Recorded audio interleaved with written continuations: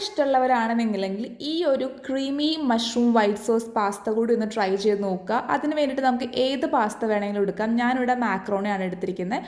ഉപ്പും ഓയിലും ഒഴിച്ച് നമുക്കത് വേവിച്ചെടുക്കണം. അതിനുശേഷം നമുക്ക് മഷ്റൂം അരിഞ്ഞെടുക്കണം. ദെൻ ചൂടായി വന്ന പാനിലേക്ക് നമുക്ക് ഓയിൽ ഒഴിച്ചു കൊടുക്കാം. ബട്ടറാണ് കുറച്ചും കൂടെ നല്ലത്, അല്ലെങ്കിൽ ഒലിവ് ഓയിൽ എടുക്കാം. അതിലേക്ക് നമുക്ക് വെളുത്തുള്ളിയും അതുപോലെ തന്നെ ചില്ലി ഫ്ലേക്സ് ഇട്ടൊന്ന് ഇളക്കി കൊടുക്കാം. അതിനുശേഷം നമ്മൾ അരിഞ്ഞു വെച്ചിരിക്കുന്ന മഷ്റൂമും കൂടി ഇട്ടൊന്ന് ഇളക്കി കൊടുത്തിട്ട് അടച്ച് വെച്ച് വേവിക്കുക. വെള്ളം ചേർക്കേണ്ട ആവശ്യമില്ല, അത് വെന്ത് വരുമ്പോൾ അതിനകത്ത് തന്നെ വെള്ളം ഇറങ്ങുന്നുണ്ടാവും. ദെൻ ഇനി നമ്മൾ ക്രീമാണ് ഉണ്ടാക്കുന്നത്. അതിന് വേണ്ടിയിട്ട് പാലിലേക്ക് നമുക്ക് മൈദപ്പൊടിയോ അല്ലെങ്കിൽ കോൺഫ്ലോറിൻ്റെ പൊടിയോ എടുത്തിട്ട് നമ്മൾ കട്ടയില്ലാണ്ട് ഇളക്കി എടുത്തിട്ട് പാനിലേക്ക് ഒഴിച്ചു കൊടുക്കണം. ദെൻ ഫ്ലെയിം ഓഫ് ചെയ്തിട്ടോ അല്ലെങ്കിൽ ലോ ഫ്ലെയിമിലോ ഇട്ടിട്ട് നമ്മൾക്ക് കട്ടയില്ലാതെ ഒന്ന് ഇളക്കി ക്രീമാക്കി എടുക്കണം. ദെൻ അതിന് ശേഷമാണ് നമ്മൾ ഒറിഗാനോ, ഉപ്പ്, റോസ്മേരി ലീവ്സ്, അതുപോലെ തന്നെ നമ്മുടെ പെപ്പർ പൗഡർ.